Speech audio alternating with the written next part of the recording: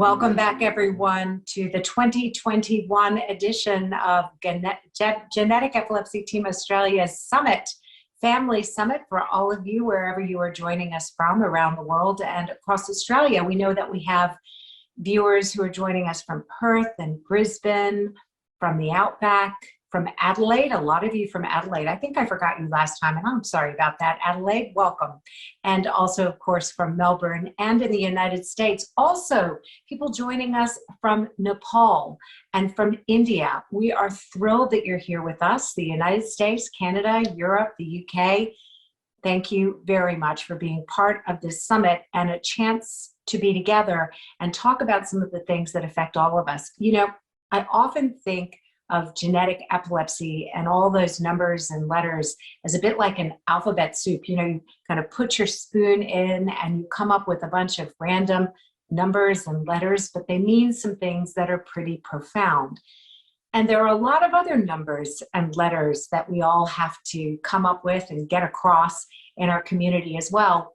And one of them that I think about is ASOs. So do you know what an ASO is? Please don't worry if you don't. And even if you do, are you sure you understand what it means? Some of these technical details are quite complicated. They matter, though, to scientific researchers. They're important for the future of our children. And you're going to be hearing from an expert who knows far more about this than I do. Our next expert that we're going to talk to is joining us actually from Perth in Western Australia, Professor Steve Wilton. We're delighted to have him here with us. And Steve has got a very interesting trajectory to his career. Steve joined the Australian Neuromuscular Research Institute. That was all the way back in 1991. It's now called Western Australian Neurosciences Research Institute, so a little bit of a name change and some other changes as well. Steve's group began by working on exon skipping to treat Duchenne's muscular dystrophy. Well, that has evolved into screening for other neuromuscular diseases. And now, and this directly really is related to all of us, collaborating with Sarepta Therapeutics in Boston with a suite of antisense oligos, which have been licensed through UWA to Sarepta, designed to extend the therapeutic applications to inherited and acquired conditions. All right, are you with me so far? Conditions including muscular atrophy, cystic fibrosis, MS, Alzheimer's, Huntington's, asthma, and more. And yes, all of this has won Steve a lot of awards and a lot of respect from his peers. And even if you did not understand all of that, we know that Steve is going to explain it in layman's terms so that we can all appreciate it, understand it, and get across what it means for us and our children. Steve, thank you so much for joining us from Perth. Is it sunny there? No, we've actually got a storm front coming through, so the internet was a bit shaky. It's sort of stabilized a bit, so hopefully is it really bad that makes me a little bit happy, just given that we're in lockdown in Melbourne? Is that terrible of me? 18 degrees. I mean, it's I really feel for the lockdown. We've got so many friends over in Melbourne. It's so frustrating. I know. Well, I don't mean to distract us with that because we're here to talk about genetic epilepsy and some of your phenomenal research. Thank you very much for joining us, and I'll look forward to hearing what you have to tell us. Right, so trying to share the screen, and that's the one, I hope.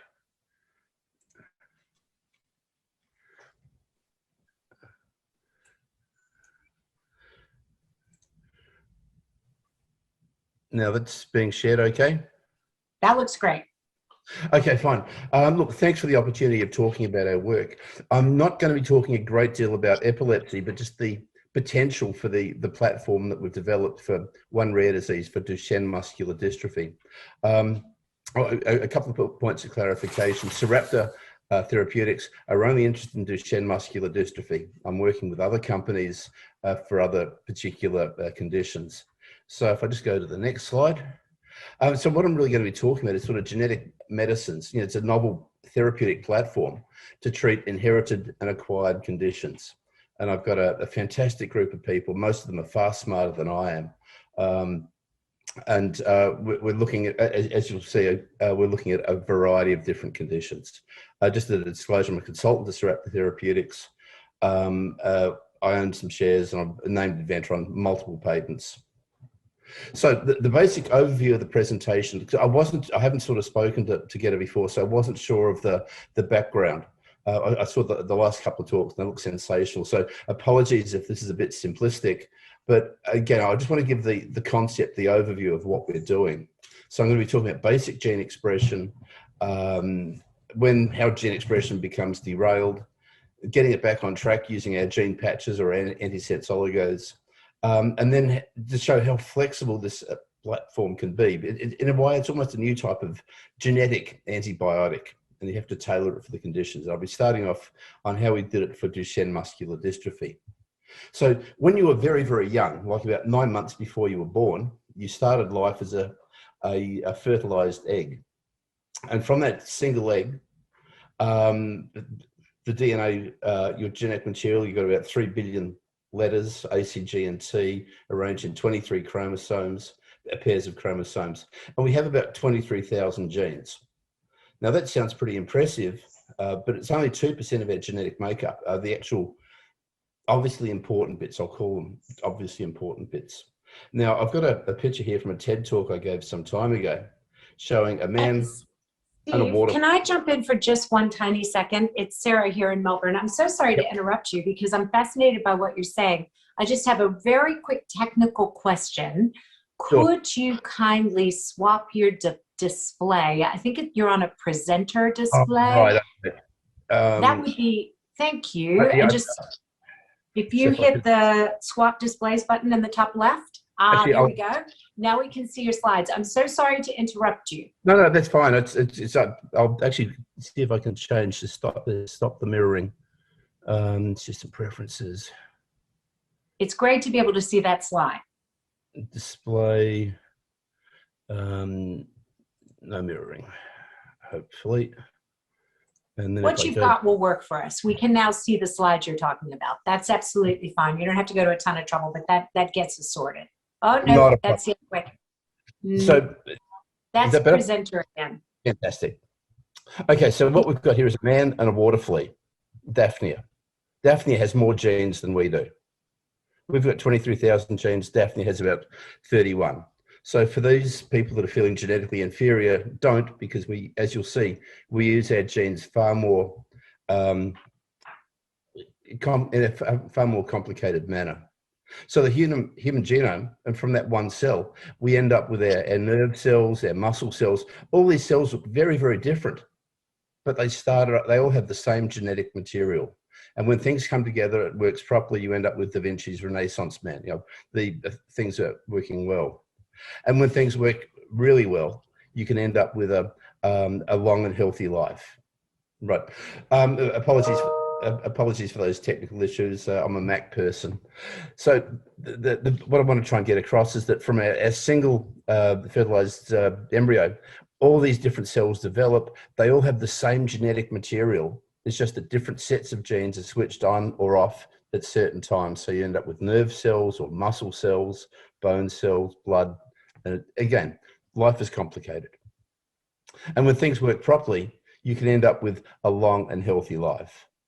You see some people that live into 100 and have no health problems at all, whereas other people have major health issues right from birth. So in basic gene expression, a gene is loosely defined as coding for a protein, and these little blue blocks here are called exons, and they're separated by non-coding bits called introns. So when a gene is expressed, you make a copy, you have a runoff copy called transcription, and you end up with a primary gene message, and that goes through a series of steps called splicing and processing, capping, tailing, and then it's exported, and the final gene message is then read in 3-letter words. So with only ACGT, you can't make a decent sentence, but an idea is the bad and old dog ran and ran and ran and ate the fat cat, end of message.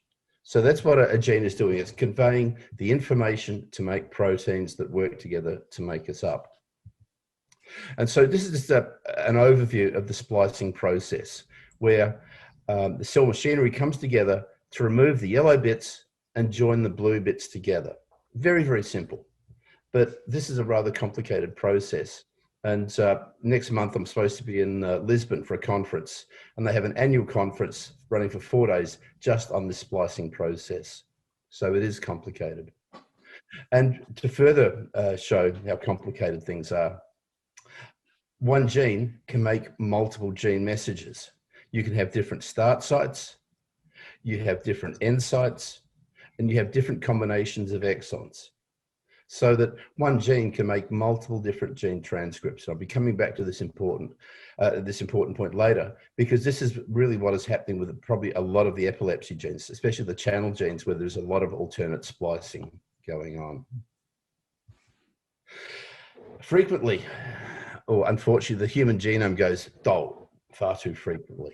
There's something like 7,000 clinically described disorders to date. And the scary news is everyone's carrying at least 3 to 5 disease genes. I mean, these are serious genes that are incompatible with a healthy life. And the reason we're here is the fact that mum might have passed on a bad gene, dad passed on a good copy. So there are backup copies. This really does make things difficult to work out how these problems occur. And so that the patients will often have a diagnostic odyssey going for tens of years or longer sometimes before they can find what has gone wrong.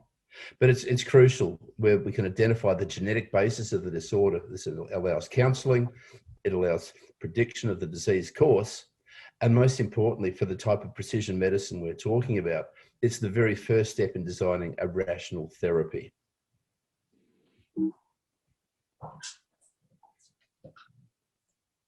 So diseases can be caused by, I'll keep things simple and just look at simple diseases. That is single gene mutations that make a non-functional protein, or there's not enough of it. So the therapy would be to replace the missing protein. It's okay for insulin, but not for big proteins. Or you use gene or cell therapy to try and reintroduce a functional protein. In some situations, the defect will make a toxic protein. The protein is doing something more than it's supposed to do, and that's causing the problems. And the therapy or the approach there will be to try and switch off the toxic gene expression. And what I'm going to be talking about is how we've taken our work for Duchenne muscular dystrophy and developed this as a common therapeutic platform to treat lack of a protein or toxic proteins. Now, Duchenne muscular dystrophy is the most common and serious form of childhood muscle wasting. It's on the X chromosome, so females will carry the disease, but they have a backup copy. A male, if he inherits a defective copy, a dystrophin gene, has no backup copy. He can't make this protein. And the dystrophin protein, I'll talk about the dystrophin protein in a second, but it's essential for normal functional use of the muscles. Now, the boys present with symptoms 1 to 5 years of age.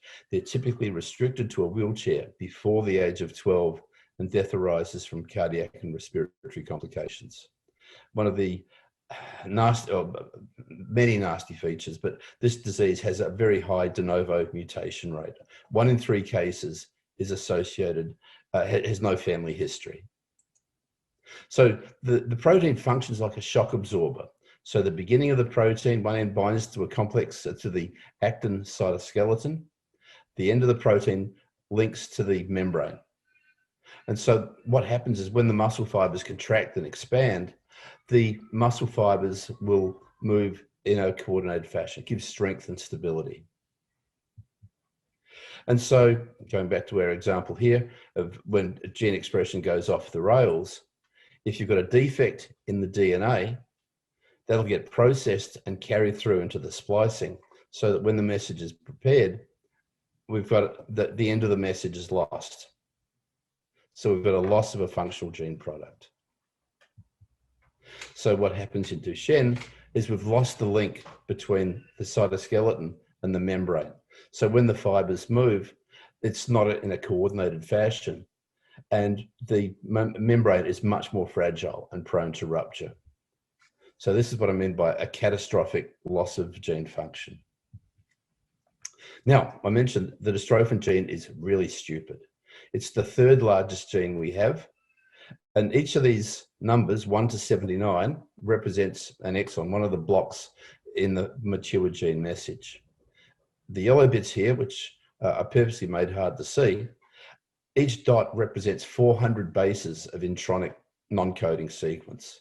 So it's been estimated it takes the RNA machinery 16 hours to get from this end to the other end, and then 99.6% of the yellow bits are thrown away and all the blue bits are joined together. So this is a very complicated and labor-intensive process. And so if you have a spelling error, you've got 2.3 million bases of gene, and if we just changed one letter, one word, say an and is changed to an end, like in exon 16 here, the rest of the message will be there, but it will not be processed properly by the cell machinery. We've lost the end of the gene message. The most common type of defect in the dystrophin gene is a deletion, as in a whole block, in this case exon 50, has been deleted. And so when 49 is joined to 51, the message is corrupted and we've lost the end of the message. So we've got two different ways of catastrophically inactivating a mutation of the gene. Now, there's a milder form of dystrophin mutation. It's called Becker muscular dystrophy.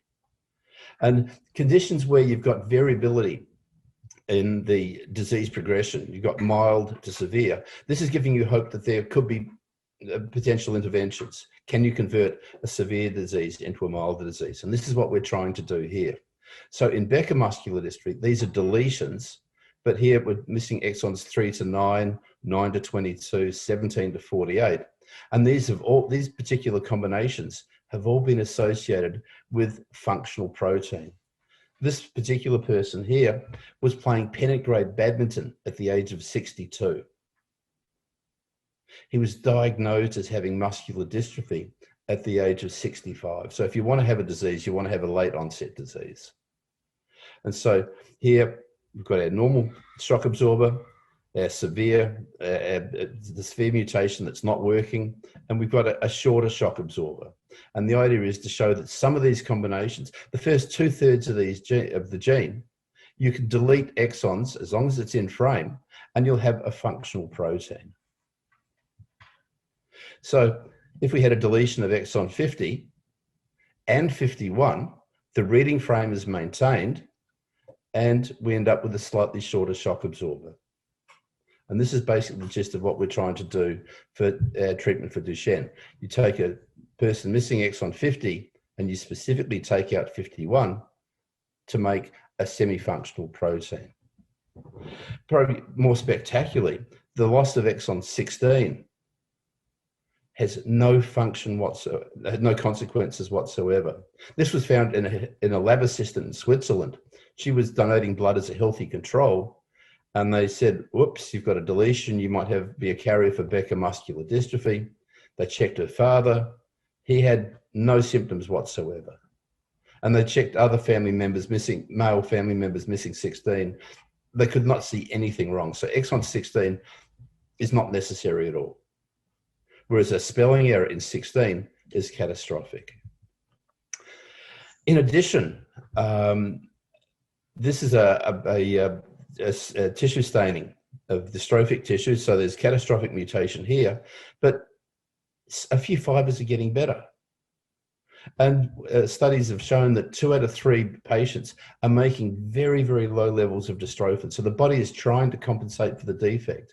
And it was the founder of the Australian Neuromuscular Research Institute, Byron Kakoulis. I was chatting with him and he said, oh yeah, the fibers just get better. And I'm thinking, you've got a deletion of 100 kilobases of DNA. That can't spontaneously reappear. How can it happen? So we started looking at the RNA. There's a mouse model. There's always a mouse model. And it's got a stop codon in exon 23. And they had the mouse had the revertant fibers. And I started looking at many, many different cultures. And every now and then you'd find a shorter than expected product. This is looking at a part of the gene message. That's the full length material up there. And these sporadic, and these are all different, showed exon skipping. 18 was joined to 26, 20 to 26, 18 to 30, 18 to 35. Different combinations of skipping. And these could potentially make a Becker-like protein. So if we go back to the gene expression that goes off the tracks, we've got our defect, carries through into the DNA, and we've lost our message. What we're trying to do is mask the defect. Use our gene patches or our antisense oligos to mask it so that the cell machinery removes the exon carrying the problem. And splicing, and this is the very first gel I had working. It was June 1997, so this is a horrendously long time ago. And this is the first exon skipping in the mouse. So we're able to, this is a shorter product here. This is the very first gel, and we were able to show that we could do this specifically, we could do it consistently, and more importantly, there was a dose response. So the lower amount of the gene patch went in, the lower skipping. Higher, you could make it more efficient. So it's a simple concept, but what we're looking at doing here is trying to target one exon out of 231,000 exons in the human genome. And gene expression is highly coordinated. We're looking at trying to disrupt splicing that is constitutively expressed, as in the exons are joined together. You have to have a drug that avoids off-target or non-specific effects. You've got to have something that's safe, and there are delivery issues. And with so many gene therapies, delivery is a huge problem. We have to get these drugs into the nucleus of the target cell and tissue. And then there's the issue of re-administration. So if we go back to our splicing, this is the process of one of our blue exons is going to be joined to this one. All this machinery assembles together. There's about 150 different components join these together. And what we're doing is literally throwing a spanner into the machinery so that this exon is not recognized, and this would then move to the one downstream. So that's the concept of exon skipping. And in the mouse model, we could get this to work really nicely. There are research grade patches, which are easy to make in the lab, great for starting. But for clinical use, we found that the morpholino oligos, these are the gene patches they use in zebrafish experiments. These were far more efficient. They're very stable, they're very expensive, but they've got an excellent safety profile. And it's Sarepta Therapeutics make the clinical grade morpholinos. So in this image here, a mouse muscle has been injected with the morpholino just in saline, and you can see that where we've got the gene patch has gone in, we've restored dystrophin expression. And this expression would last up to 6 weeks, but it doesn't spread far. You can see that the negative tissue is negative, and you can't treat boys. So this is negative because it's got the stop codon in the message. Here we've snipped out 23, so we've made our shorter protein. So we then did the same sort of thing to the human mutations. The most common exon that would help most Duchenne boys, about 13% of boys with deletions, was exon 51. So we did the same thing. We optimized our gene patch to excise exon 51. I'm not going to go into all the details on that, but rather show you some of the videos. So I'm very lucky in the fact that some of the mothers keep sending us details of how their kids are tracking. So this is a young lad called Billy Ellsworth. I hope you can get the sound on this as well. At the start of the trial, he's been on the drug for about 2 years. Previously, he would not walk up or down this path. Now he's on steroids, there's Cushingoid features, he's toe walking, you can see the enlarged calves. But he's walking uphill and whistling. So this is in 2013. We got him out to Perth. Billy's in Pittsburgh. We got Terry, his mum, and Billy out in 2017 for the opening of the Institute. And this is taking him down to south of Perth, a place called Mandurah. We're going to go out, he's going to walk out here. And he's about 16 years old at this stage, so he's now technically a Becker patient. So he's going to hop onto this boat. We're going to go out looking for dolphins. This is another participant. We always expected this treatment, well, we hoped this treatment would stabilize. We never thought we'd see any improvements. I can't. See, So frustration early in the trial, after 4 months.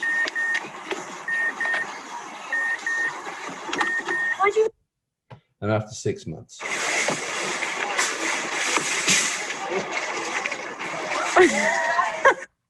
This is why you do medical research.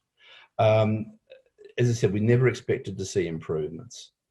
And then even more amazingly, this is courtesy of Christine McSherry. March 19th. This is a non-ambulant 2017. Duchenne. I think he's 21 at this stage. He's being asked to sit up. He doesn't have the abdominal muscles to even be able to sit up. Okay. And then after only, I think it was 9 to 10 weeks on the drug. May 29, 2017. Sit up. So the posture is And lean better. forward. You can hold it, move forward. And sit back. And then left and right. And correct. Okay. How about your phone to your ear?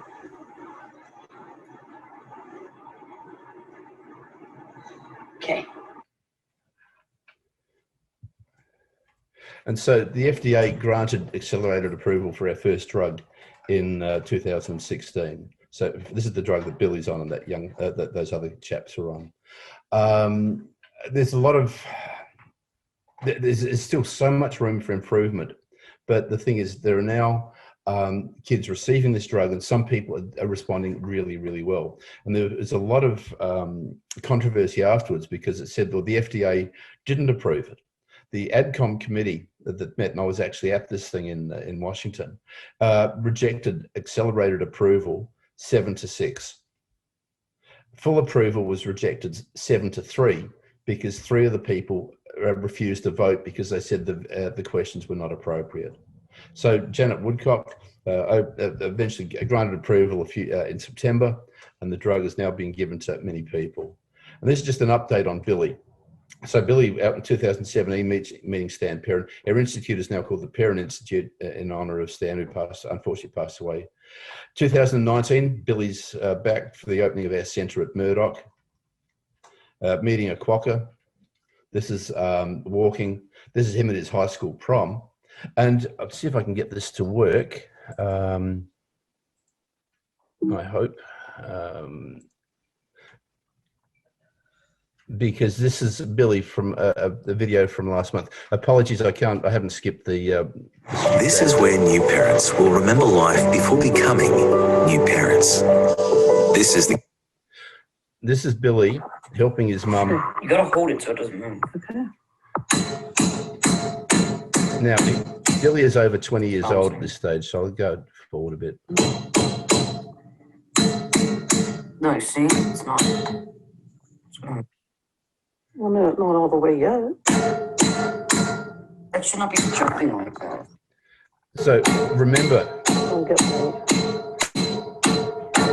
the non-ambulant patient is about the same age as Billy and could barely lift a phone to his ear. Accidents happen. And so Billy's about a minute and a half, I think he was hammering away here. And there's nothing too subtle about that hammering. Do you want to hand to me? Okay, just I'll do one and you do one. okay, let's stop that. Okay. So the future.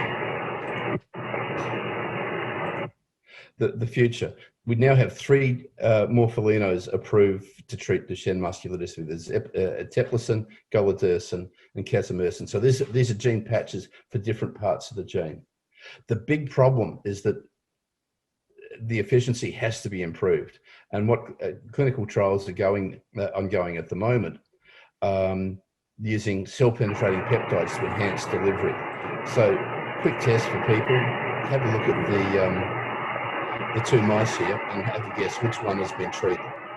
This is a double knockout mouse. It's a severe model. This animal will be dead in another 3 weeks, and this animal, as you would guess, has been treated and it survived to a year while the treatment was going. So the cell-penetrating peptides have got enormous potential. They're going to increase efficiency, we estimated, by an order of magnitude. This mouse work was done 10 years ago. Unfortunately, that particular peptide was highly toxic in non-human primates. But Sarepta have been working on a different cell-penetrating peptide, and they're just releasing data now, whereas instead of receiving the drug through an intravenous infusion weekly, it's been given monthly, and the efficiency increased 8-fold. So this, I'm hoping, is really going to be a game changer. Clinical trials, younger patients are going. We want to address other mutations, and gene replacement is looking very, very promising.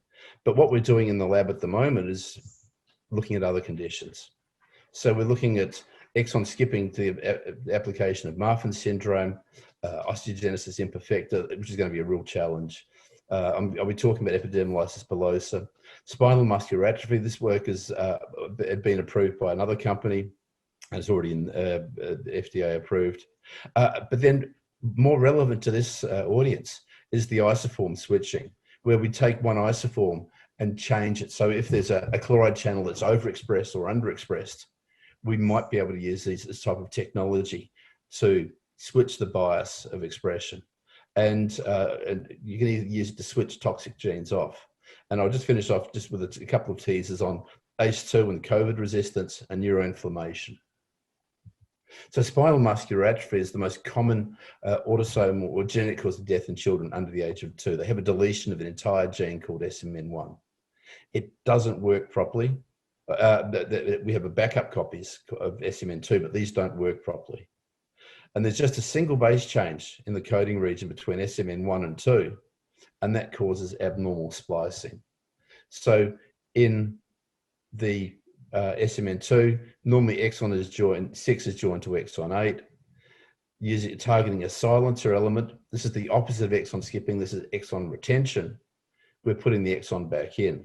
And again, you don't need statistics to show that this makes a huge difference. Untreated litamate, day 15. And this is the oldest survivor. All from this experiment, all treated animals live beyond 100 days. And using the same technology, this is a condition, a mutation in the acid alpha glucosidase gene. There's a polymorphism upstream that causes exon skipping. And we've been at 60% of adult onset cases carry this particular polymorphism. So we want to put exon 2 back in. And this is what we've done. We've been able to cover the polymorphism. And you can see untreated cells. This is the skip product here. And we've got a couple of drugs here that are shifting the production. And more importantly here is we've got an enzyme assay. We can actually have patient cells, treat them. And this particular one increased expression in 9 out of 9 patient cells. So I'm going to quickly just go through some horrendous conditions here. This is basically you're born a burns victim. This is the collagen 7A1 gene. If you can't make this protein, you've lost the glue that holds your epidermis to your dermis. And again, 100 exons are in frame. These are small. And the clinicians have told us that any detectable collagen 7A1 will reduce disease severity. So you have, again, severely affected patients and more mildly affected patients.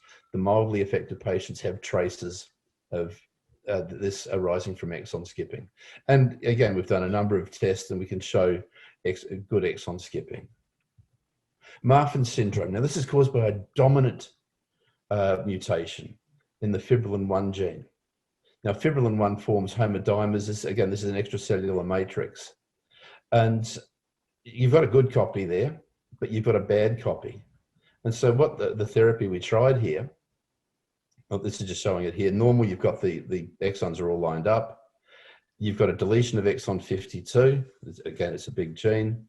And so the two proteins are mismatched. They can't align properly.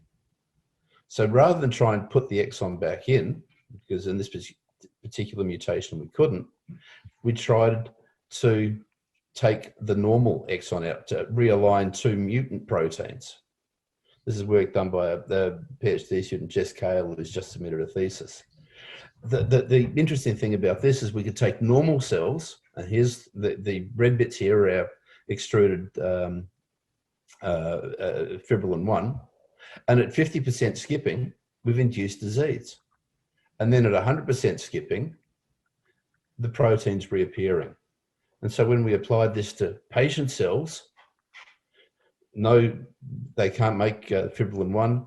And at the high dose, when we had the proteins lined up, we're starting to get the fibrillin 1 reappearing. Now, there's no guarantee that this is going to be a functional protein, but we're hoping it's going to be better than nothing. So as I mentioned earlier, real gene expression is very, very complicated. The coding bits vary during tissue development, environmental conditions, and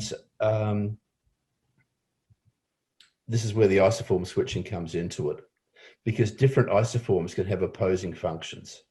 The BCLX isoform, you have a long isoform, which is pro-survival, a short isoform, which promotes cell death. RAGE, this is the receptor for advanced glycation end products.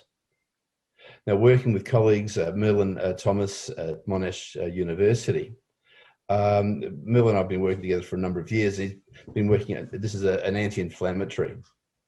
The long isoform, which is membrane bound, is pro-inflammatory, and it has a feed-forward loop. So once it's activated, it activates itself and keeps activating. So you can have a massive immune response. So this is one of the problems in the COVID. Your body goes into overdrive, whereas the short isoform is anti-inflammatory. So we're using exon skipping to shift the long isoform into the short. This is highly expressed in the lungs. So we're hoping that rather than having to inject the oligos, we can use an inhalation. And the work we've only been doing for a short time is ACE2, angiotensin converting enzyme 2. This is a cell surface protein. The long isoform, this is how COVID-19 gets entry into your cells. We can shift from a long isoform into a short isoform by removing the bit that's stuck through the membrane. And the soluble isoform is still functional. It still has the carboxypeptidase activity, but it becomes a soluble decoy. So this is a potential COVID treatment. You could have a puff of this and your lungs will become more resistant to COVID infection. Hopefully it will spread through the body. But also you'll be making a decoy. So if the virus does get into your system, it can't enter the cells. So we're really excited by this work. And we never would have dreamt that starting work on one rare disease would have applications to so many other conditions. So just in summary, and we're really trying to push the boundaries.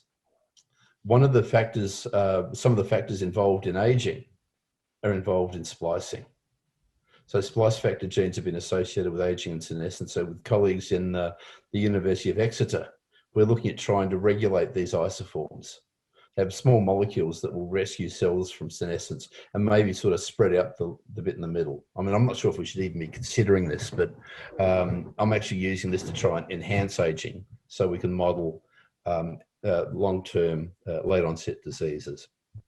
So what have we learned so far? We can change disease progression. It's been done for Duchenne and spinal muscular atrophy. We can offer hope for amenable rare disease, the mutations. What we have to do is work out how to get around the cost of these treatments. And we know that we can apply splice intervention for more common conditions, raged with even COVID. And what we're looking at in Perth is trying to set up our own next generation production facility so we can start making our own antisense oligos. So definitely interesting times ahead. Just to acknowledge the team. I mean, I'm working with people that are far smarter than I am. When Sue and I started this work years ago, there was so much skepticism, but we're able to persevere. And the great thing is, there's Billy there. This is 2016. They were at the ADCOM meetim, and some of these kids had 4 muscle biopsies, which is brutal. And just finish off the last thing, my hero, Tim Yu, took what we did for Duchenne muscular dystrophy, he did in 10 months for Miller.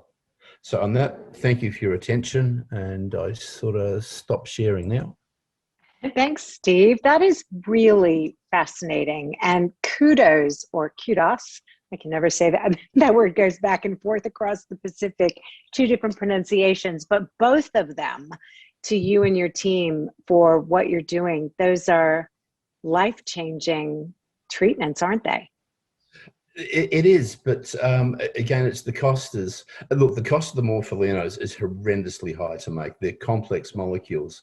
But now that there's... Can you give us an idea? Can you just give us an idea when you say horrendous? What are we talking about?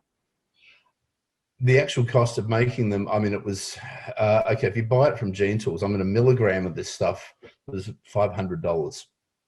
Some of these kids are receiving, no, this is research grade material. Some of these kids are receiving 1 gram a week. So there are different types of gene patches out there, the morpholinos, but the thing is with the cell penetrating peptide, the dose is going to come down tenfold straight away.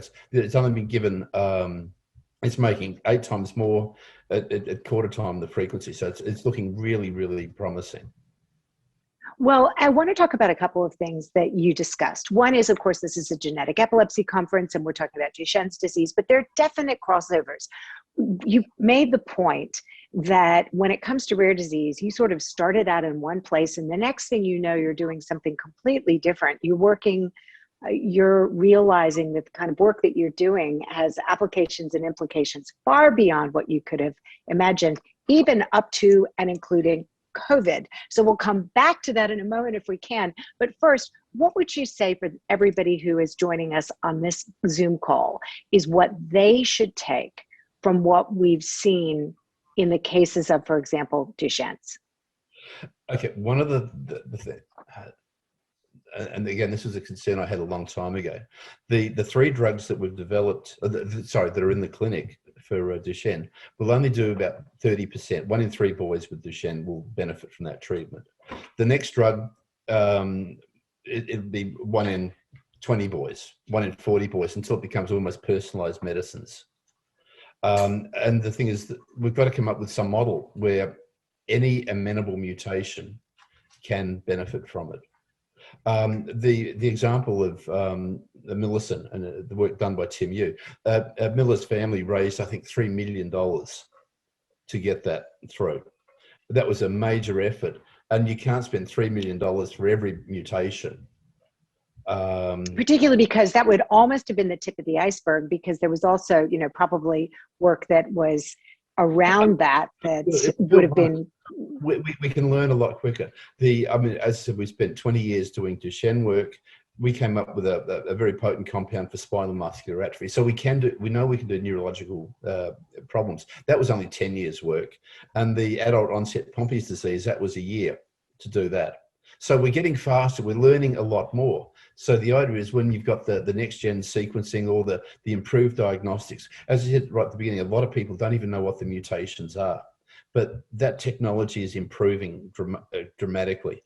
And if you can work out what has gone wrong, it's then a case of triaging and saying, well, okay, that's Miller's mutation was an obvious one to do. There was a bit of the yellow intronic junk was left in her gene message. So you just put a patch on that, it should go away, and it did. So some mutations will be easier to treat. Others will be much... Two more questions. Much harder. Sorry, I didn't mean to interrupt you. Just 2 more questions that I'm thinking of. In the genetic epilepsy community, we know that many of our children have significant muscular problems. Maybe they don't walk or they don't sit up and the like. Do you think that there is potential to treat some of those motor problems in some of the ways that you're researching? Movement problems. Possibly. I mean, the talk just before lunch with Vanessa and the copy number variants. And I was surprised that I think it was only 8 or so genes have been implicated as being overexpressed. So again, it might be a situation of working out which of those 8 genes are most important or prioritize them, and then use our gene patches to try and suppress them. But this is going to be done on a case-by-case basis. So therefore, trials are going to be very difficult. How do you do a placebo when you've got 1 patient? May I ask a very specific question? Will you be in contact with Vanessa after this, just to let her know that? Because maybe we can put you 2 together and you can have a little conversation. Yeah, and that's the beauty of the work, is that we've done some work on Parkinson's. and found that we can use our exon skipping technology for a certain type of juvenile Parkinson's disease. It was only a couple of days ago I was contacted by the people in Seattle. We've seen your paper, my daughter has this problem, can you do something? So now I'm in contact with their neurologist. Look, we collaborate with so many people, and it's the only way to make this work is to, I'm not an epilepsy expert, so I'll leave that to Ingrid and Steve and the others. But I'm happy to help and sort of put my 2 bobs worth in if I can. And, you know, that is the beauty of it. And that is the excitement of getting people collaborating. You know, I always call it cocktail science. You get a bunch of people together at a cocktail party who are scientists, you sit them at the same table. And by the end of the evening, things are happening on people's napkins that involve a lot of symbols and a lot of conversations, and cell phone numbers are exchanged. Am I right? Well, absolutely. I mean, I was in the States pre-COVID, and I caught up with one of the mothers whose boy was receiving the drug. She showed me the cocktail napkin that I'd written on for it, and to show how we hope to try and treat her boy. So yes, there you go. That's the trouble with the virtual meetings. I would love to have been in Melbourne, I'm really. It's the face-to-face contact. You know what, Steve, can I just say my shout when next you're out here, okay? We'll put a group of people together and it's my shout. We are gonna have to leave it there, but before we do, one final question. I mean, I can't leave. COVID affects everybody. It's the reason you're not here in Melbourne because of our most recent lockdown. How promising is this work that you're doing? Because it's gonna be about more than a vaccine as we confront this major health issue, this health crisis around the globe. Okay, right. I'm not a COVID expert. I leave that up to Merlin, but he's very excited about it. It showed really robust antiviral properties. We're only at the cultured cell stage at the moment. It showed massive protection from the first experiment. So we're really optimistic this is going to be something. And this will be for future COVID infections as well. So this is not going to replace a vaccine. This will hopefully, if you do get it, you have a puff of this, and you'll reduce the severity. It'll slow the ability of the virus to infect other Absolutely. parts. This is an ancillary, this is another treatment on top of, in addition to, as we kind of, you know, scaffold out in our approach to treating COVID. Now, I lied. I actually do have 2 more questions for you because they came in and that's my job to ask them of you. So allow me, if I may. Precision treatments can address specific features of disorders. In some disorders, may they not address all the processes and have less of an effect on natural history? How can this happen? I'm not sure. Easy. It's probably our understanding of basic biology. We're learning so much as we're going. Okay, with COVID. COVID's not a respiratory problem. It's a multi-system. And the post-COVID syndrome that's coming out now is you're going to be, if you've had if you have a mild COVID infection, you're at a greater chance of long-term serious COVID reactions, kidney, lungs, Parkinson's, all sorts of conditions, diabetes. And we're finding that out now. So these people that say, oh, it's just a version of the flu, it's not. It is something to fear. All right, I'm going to ask you one more question while we've got you here. Your techniques can be used to manage disorders that are non-genetic in origin by modulating downstream effects. Could focal or other non-genetic forms of epilepsy be managed using this approach? Possibly. Again, you have to know what you want to do. You want to try and upregulate one isoform, or downregulate, or switch it, the bias. You might want to switch something off completely. So this is going to be, if you've got we did some work on knocking down a protein called integrin alpha 4.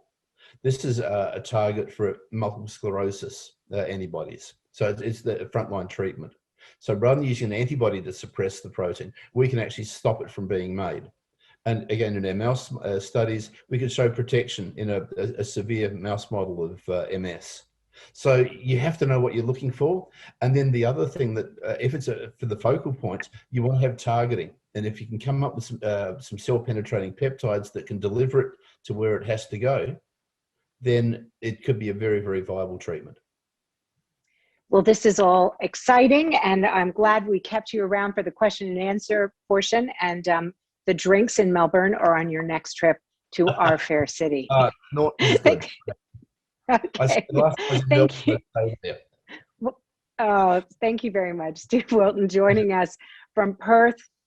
We hope the thunderstorm is over, and thank you for creating a little exciting lightning here on our program. We'll talk to you another time.